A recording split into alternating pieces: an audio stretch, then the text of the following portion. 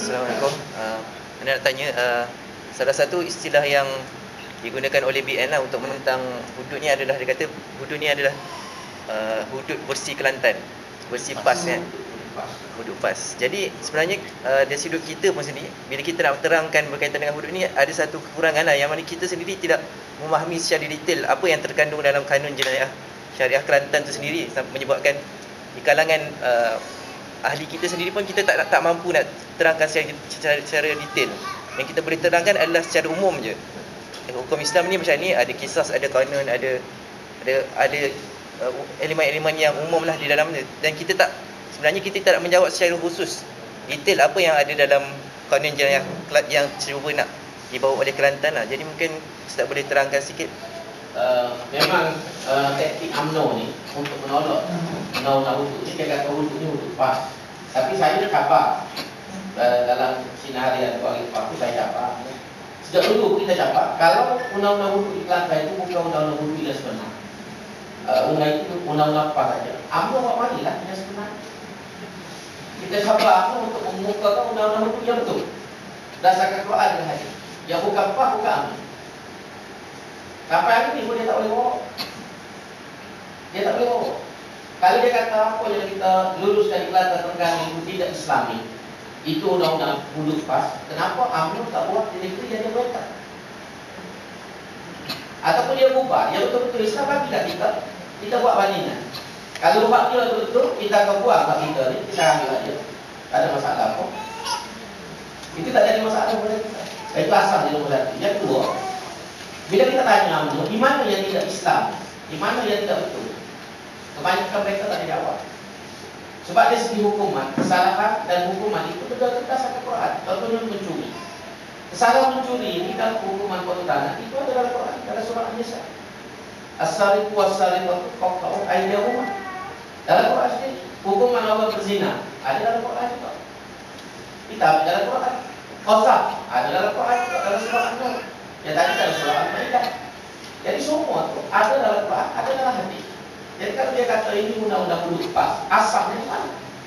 Dalam Act Perjalanan Syariah sendiri itu disebut nas-nas hukum itu. Mencuri, kesalahan mencuri, hukum perhutanan, ada nas dia. Merokok, berzina, menuduh orang berzina, semua ada nas. Kita petik nas itu ada rujukan ayat. Jadi apa yang dia tidak Islam ni pada hukum itu? Kemudian ada 2-3 perkara yang disebut. Kalau contohnya, dia saya dengar, tapi saya tak pernah berdebat secara terbuka lama. Contohnya dia kata masalah umur. Dalam mazhab kita, dia kata Syafi'i ini umur mukallaf 15 tahun. Sedangkan dalam undang-undang hudud PAS ni, dia kata umurnya 18. Sebenarnya ini khilaf ulama. Khilaf ulama dalam masalah hak umur yang mana yang kita nak pakai untuk melaksanakan undang-undang ini. Kalau kita ambil mazhab kita Syafi'i, umur 15 tahun. Tapi dalam kuasa yang membuat elemen hudud ini berpendapat 15 tahun itu muda. Muda lagi, muda lagi. Jadi kita ambil mazhab Abu Hanifah. Dalam mazhab Abu Hanifah, umurnya ialah 18 tahun. 18 tahun ini dia sudah matang. Dia sudah matang. Kalau kita jatuhkan hukuman hudud kepada dia pun sesuai dengan kematangan dia. Tapi kalau 15 ni PMK baru. Baru PMK tak tahu ke mana. Kecil pun tak basuh dari kadang-kadang.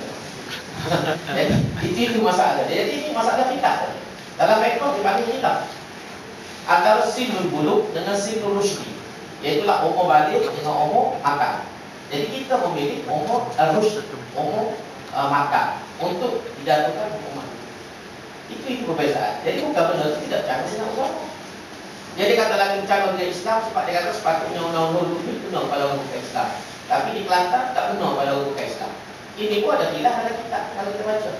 Ada ulama mengatakan kalau kita laksanakan undang-undang hudud, orang bukan Islam pun benar juga. Tapi ada juga pandangan mengatakan orang bukan Islam diberi pilihan. Mereka nak ikut boleh, tak nak ikut boleh. Jadi kita katakan mengira maslahah dan juga keperluan semasa, mengambil pandangan yang kedua, yang mengatakan undang-undang ini hanya untuk orang Islam saja, tidak benar kepada orang bukan Islam. Berdasarkan Al-Quran dan juga apa yang diberikan oleh Rasulullah SAW pada waktu pemerintahan pagi itu. Jadi semua ini ada asal belakang dalam kita. Sebab yang mengubah ini ulama. Bukan saya pun tak terlibat dalam pertumpahan. Sebab saya tak tanya nak ubah ni. Orang yang mengubah ni lah pakar dalam bidang undang-undang syariat dan beberapa orang lawyer yang dalam bidang sivil untuk diselaraskan dari segi prosedur. Antara yang terlibat itu ialah Ketua Hakim Syar'i, Ketua Hakim Kasar sendiri, Datuk Muhammad Daud Al-Iraqi, dan pada mereka awal Profesor Ahmad Ibrahim sendiri, Dr. Mahmud Saidun. Ini antara orang awal yang terlibat dalam menyusun enakmen jenayah syariah. Bukan sembarang orang. Jadi kalau kita kata tak benar dengan Islam itu memang tidak. Tapi memang ada khilaf. Khilaf ini memang ada. Sebab dalam pandangan ulama, kerajaan dalam Islam. Bila kita jadi kerajaan ini tidak perlu terikat dengan mana-mana mazhab. Terutama dalam masalah undang-undang jenayah. Kerajaan tidak perlu terikat. Bukan kata kita mesti ikut mazhab Syafi'i saja, tak. Kerajaan boleh ikut mana-mana mazhab yang ketiga praktikal, realistik dengan suasana yang ada. Sebab kita di Malaysia kita dapat rakam. Kita tidak ikut mazhab Syafi'i semua. Ada tetapi pada mazhab lain. Contohnya apa? Contohnya dalam masalah zakat fitrah. Zakat fitrah kita bayar dengan duit. Kalau ikut mazhab Syafi'i, tak sah bayar zakat fitrah dengan duit. Kalau ikut mazhab Syafi'i, lepas dalam kitab Al-Um, Imam Syafi'i kata zakat fitrah mesti dibayar dengan qutul balad, makanan yang mengenyangkan dalam negeri. Kalau kita makan nasi, beras. Kalau kita makan roti, gandum. Kalau macam orang Ghana, orang Somalia, kena bayar dengan pisang. Pasal makanan asasi itu pisang. Itu mengikut mazhab Syafi'i. Tapi kita di Kelantan fitrah dibayar dengan duit. Itu kita ambil pendapat mazhab Abu Hanifah, mazhab Hanafi. Maknanya kerajaan ini dia terbuka dalam masalah mazhab, terutama dalam hukum jenayah, jadi ini menjadi masalah. Jadi sebab itu saya cabar ni, di mana yang tidak betul, cuba tunjuk kepada kita. Yang tidak ada dalam kitab, yang tidak ada dalam nas, yang bercanggah dengan Quran dan hadis, sampai ini pun dia tak boleh tunjuk. Cuma dia kata ni hudud pa.